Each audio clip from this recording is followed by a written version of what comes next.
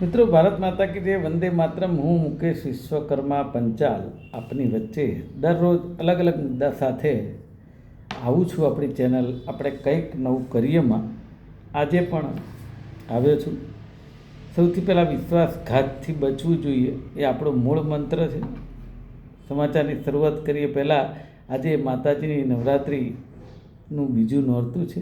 મા બ્રહ્મચારિણી સૌનું કલ્યાણ કરે.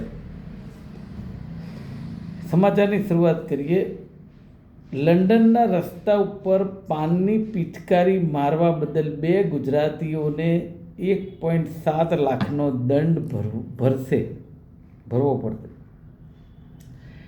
મને એમ થાય છે કે એ લોકો ત્યાં દંડ પણ ભરી દે અને હવે પછી ધ્યાન પણ રાખશે, તો અહીંયા ઇન્ડિયામાં કેમ ધ્યાન નહીં રાખવાનું? એનું કંઈ કારણ ખરું? બીજી વાત છે, કાચા માલમાં ભાવ વધારો થતાં કાપડ ઉદ્યોગને ફટકો. 1 લાખ કામદારો સંકટમાં છે. નવા ઓર્ડર નહીં મળતા નારોલના 25 પ્રોસેસ હાઉસને તાળા વાગી ગયા છે. અમદાવાદના નારોલના 25 પ્રોસેસ હાઉસને તાળા લાગી ગયા છે. સરકાર 37 કોલેજને મંજૂરી આપી છે અને હજુ 309 કોલેજને અનુમતિ આપશે, પરંતુ ઘણી બેઠકો ખાલી રહે છે. છતાં પણ સંચાલકો નવી કોલેજ માટે તલપાપડ હોય છે. ખબર નથી પડતી કે આમાં કમાણી શું છે.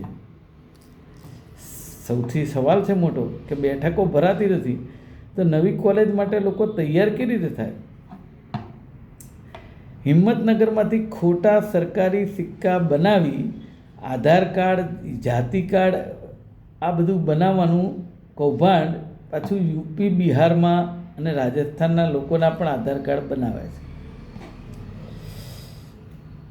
ઉકાઈ નહેરમાં ક્ષમતા કરતાં વધારે પાણી છોડાતા કટવા ગામ પાસે ભંગાણ થયું અને ભર ઉનાળે તારાજી મચાવી.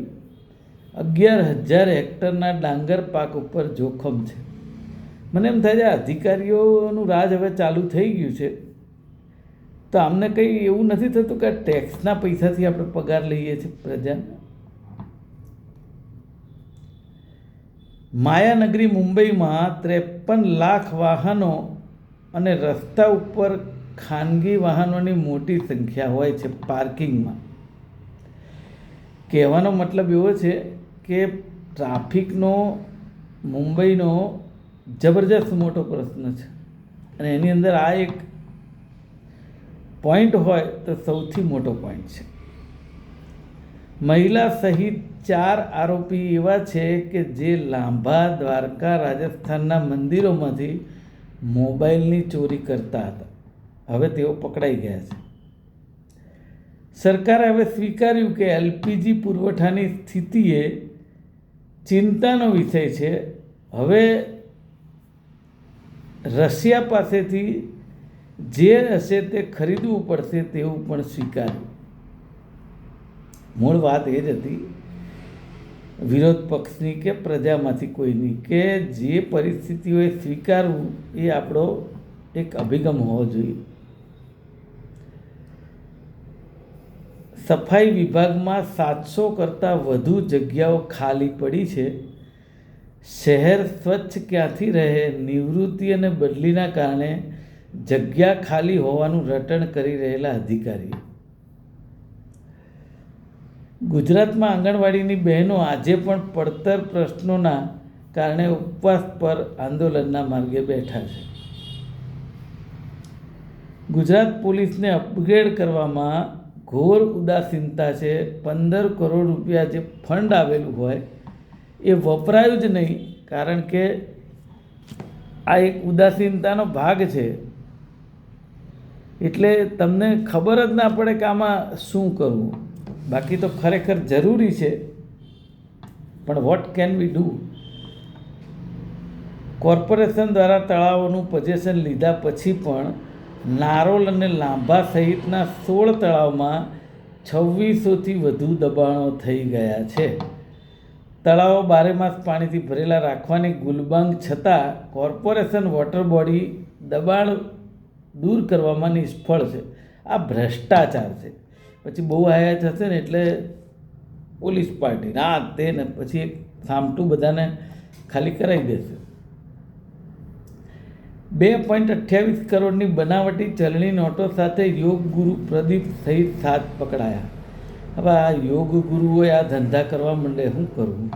પણ જો કે એનું મૂળ કારણ એવું છે, કાયદાનો ડર કોઈને નથી. આવતીકાલે એક મુદ્દો મૂકવાનો છું. એ ત્રાદસ્ય દાખલો છે. એક રીડેવલપમેન્ટ થતી સોસાયટીમાં કઈ રીતે વહીવટ થઈ રહ્યો છે એનો આખો ચિતાર મૂકવાનો છું કાલે. જગતના તાતની મહેનત ઉપર પાણી ફરી વળશે એવું દેખાય છે. માવઠાને લીધે ઘઉં, ચણા, રાયડો, શિયાળુ પાકને નુકસાનની ભીતિ છે. ભર ઉનાળે ચોમાસા જેવું વાતાવરણ, ભારે પવન, વરસાદી પાણીથી ખેતરમાં ઊભો પાક ભોંય ભેગો થયો. આ કુદરતી આફત છે. પરંતુ હું એવું માનું છું કે કોઈ પણ સરકાર હોય, પ્રજા ઉપર કોઈ વિપત્તિ કે આફત આવે ત્યારે પ્રજા સાથે ઊભા રહેવું એ સરકારની ફરજનો ભાગ છે. કારણ કે હજી જે ખેડૂતોની સહાય ચૂકવવાની બાકી હતી ગઈ વખતની, એમાંય કેટલી સહાય બાકી છે. કારણ કે ગુજરાતના 700થી વધુ ખેડૂતો 6 મહિના પછી પણ કૃષિ સહાયથી વંચિત છે. અતિવૃષ્ટિ થતાં દિવાળીના દિવસે જ કૃષિ વિભાગે 1138 કરોડનું સહાય પેકેજ જાહેર કર્યું હતું. આજે પણ ધરતાલ છે. ખેડૂત સાથે મજાક શેના માટે એ સમજાતું નથી. સફાઈ કામદારોની પૂરતી સલામતીના દાવા છતાં ગુજરાતમાં ગટર સાફ કરતી વખતે 5 વર્ષમાં 25 કામદારના મૃત્યુ થયા. મહારાષ્ટ્ર, મધ્યપ્રદેશ, બિહાર, કર્ણાટક જેવા મોટા રાજ્યોની સરખામણીએ ગુજરાતમાં મૃત્યુનું પ્રમાણ વધુ છે.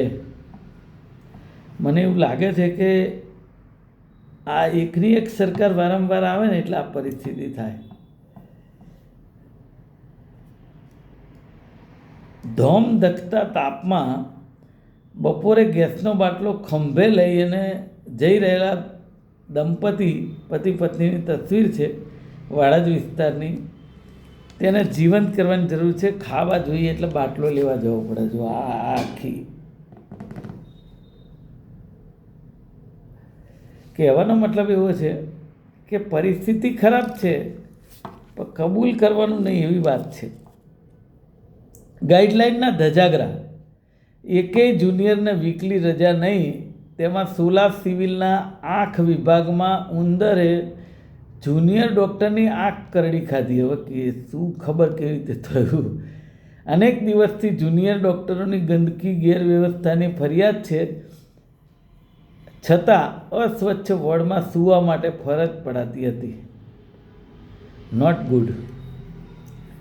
દાળ ચણાના અભાવે મેનુ રફે દફે કરી પોષક આહારના સ્થાને રોજ પુલાવ આપવાનો. એલપીજીની શેખી કરતી સરકારે બપોરા કેન્દ્રોને અમદાવાદ અનાજ કઠોળ માટે ટટલાવ્યા. દૂર દૂરના સેન્ટ્રલાઇઝ કિચનમાં સવારે રાંધેલું ભોજન 5,000 કેન્દ્રો પર બાળકોને બપોરે મળે છે, ત્યારે ટાઢું બોળ હોય છે. આ આખું એનો આખો તર્ક જ બદલી નાખ્યો. ભ્રષ્ટાચારે માજા મૂકી. 11 મહિનાની સમય મર્યાદા નક્કી કર્યા બાદ સુભાષ બ્રિજ આરટીઓ બિલ્ડિંગની કામગીરી 6.5 વર્ષે પણ અધૂરી. ટેન્ડર પ્રક્રિયામાં 1 વર્ષ જેટલો સમય વેડફાયો. કોન્ટ્રાક્ટરને નોટિસ આપી કામ મહદઅંશે પૂરું થયું હોવાનો સરકારનો દાવો છે. પોલીસે સગીર સાથે આવેલા યુવકની ધરપકડ કરી. ડ્રગ્સની હેરાફેરમાં સગીર બાળકોનો ઉપયોગ થાય છે, તેથી રેલવે પોલીસે ગુનો નોંધ્યો છે. પોલીસ 6 કિલો ગાંજાનો જપ્ત કર્યો. બિહારમાં રહેતા ડીલરે ગાંજાનો જથ્થો લઈ યુવકને સગીર સાથે મોકલ્યો હતો.